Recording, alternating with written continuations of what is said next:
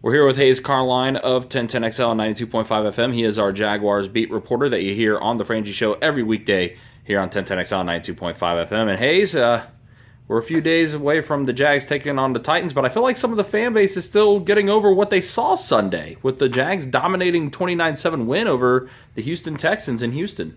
I'm still getting over it. I was wrong. My apologies to the Jaguars offensive line. That was sensational, 29-7, and really the offensive line dominated the whole game against a very talented Houston front.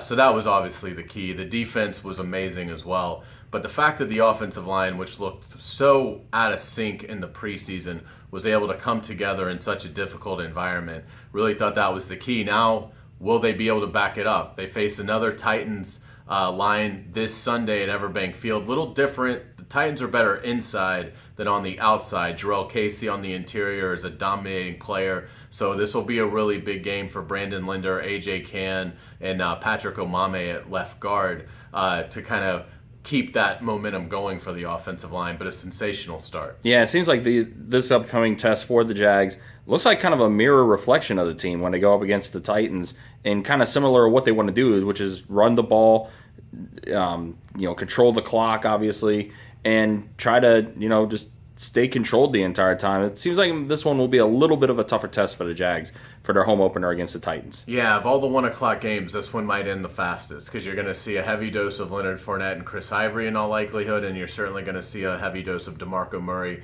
and Derrick Henry on the other side.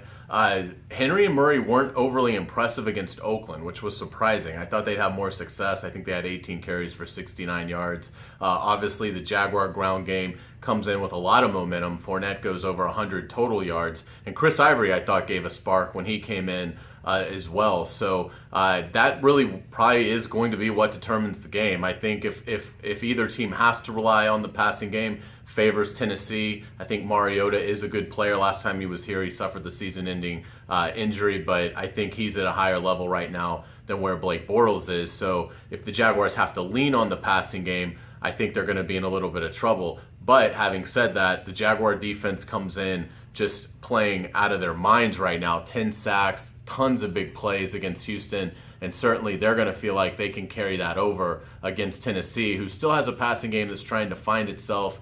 Newcomer Corey Davis, first-round pick Eric Decker, veteran free agent who the Jets cut. So I think they're still trying to find their way. I think Bortles has probably a little bit more of a comfort level with Marquise Lee and Allen Hurns, even with Allen Robinson being out for the year with the knee injury. Final thing real quick, one storyline that's kind of shaping a little bit. Jalen Ramsey did not practice today. It's kind of the second day in a row he has not practiced with the ankle deal, and A.J. Boye was held out today due to illness.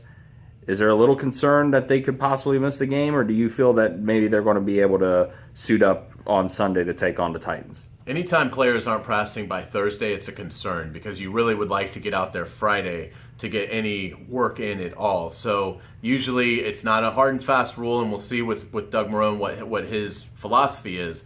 But a lot of times if you don't practice Friday, you don't play on Sunday. Now, Jalen Ramsey, A.J. Boye are the kind of talents that if they are ready Sunday, if they are cleared, even without practice, I think you play them, particularly in a game with this kind of stakes. But it's a concern. It's a concern about Jalen's ankle right now. Hopefully he can do something tomorrow. I think A.J. Boye is pretty safe to play. I mean, even if it's the flu, with all the IVs and things they can do to get these guys ready, I'd be surprised if A.J. Boye isn't able to go on Sunday with an illness. Ramsey would be more the concern at this point. But I'd say it's probable that both will be in the lineup and active on Sunday against the Titans. He is Hayes Carlyon, our Jaguars beat reporter here on 1010XL and 92.5 FM. You hear him on the Frangie Show every weekday afternoon, and you could read his work on 1010XL.com with the Jaguars blog by Hayes Carlyon, presented by Mr. Reuter.